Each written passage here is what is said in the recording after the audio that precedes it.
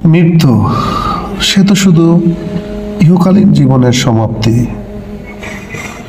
অনন্তকালের জীবনের সূচনা। আমার কর্মফল আমাকে জান্নাতের পথে নিয়ে যাবে, নচেত আমার কর্মফল আমাকে জাহান্নামের দিকে নিয়ে যাবে। আমাদের প্রস্তুতি কি রয়েছে? এই তো প্রতিনিয়ত মৃত্যু দেখছি, জানাজায় যাচ্ছি, কিন্তু আমরা কি শিখছি? আসলে কি আমরা শিখছি? আমরা কি মৃত্যুর পর, জানাজার পর নিজেকে বদলাতে পেরেছি? আমরা কি অন্যায় কাজ ছেড়ে দিতে পেরেছি? আমরা কি কারো ওপর জুলুম করা ছেড়ে দিতে পেরেছি? আসলে আমরা কি করছি? আমরা আমাদের মতো করে চলছি।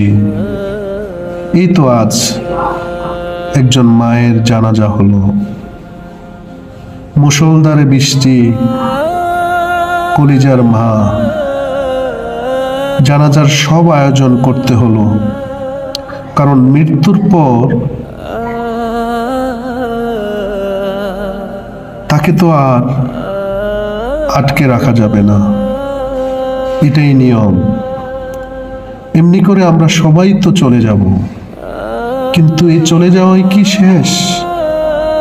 যদি এই চলে যাওয়াই শেষ হতো, তাহলে তো আর কথা ছিল না, বরঞ্চ চলে যাওয়া শুধু একটি জায়গা থেকে অন্য জায়গায় স্থানান্তর করা। আসুন আমরা নিজেদেরকে বদলে ফেলি, বদলে যাই,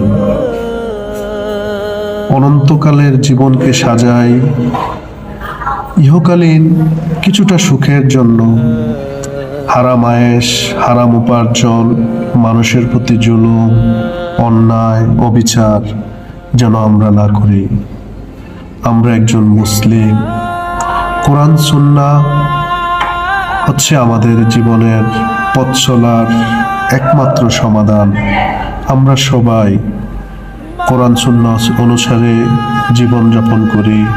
আল্লাহ যেন আমাদের সকলকে ক্ষমা করে দেন, সকল কবরবাসীদেরকে আল্লাহ তাআলা ক্ষমা করে দিন। আল্লাহ আমাদেরকে ক্ষমা করে দিন। এটাই হোক প্রতিটি মৃত্যু এবং প্রতিটি জানাজা থেকে আমাদের শিক্ষা।